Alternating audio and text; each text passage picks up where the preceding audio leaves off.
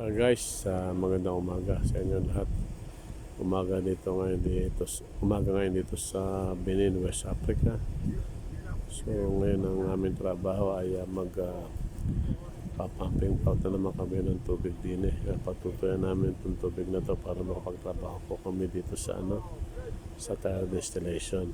Ayan. So itong aking mga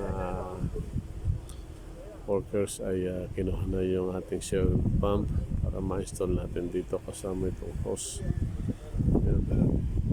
Ayun yung ating excavator, bubuhatin na yung ating shell wood pump.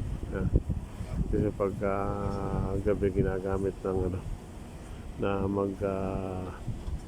magdilig ng backfilling.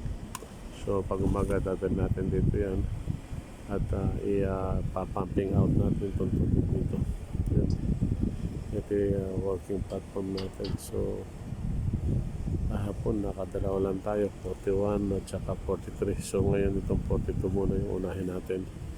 So yung tie rod hinihintay na natin i-deliver dito at install natin number 42. Guys, ayun yung ating crane set as naka-ready na. So once na dumating yung ating tie rod number 42, o either tingnan natin kung ano na ready ng ating mga kasama doon nagpiprepare. Yan na. So 42 or 44. Yan guys, ito yung platform natin.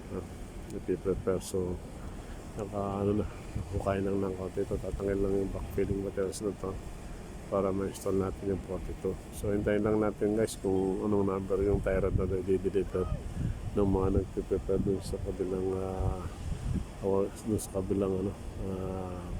area.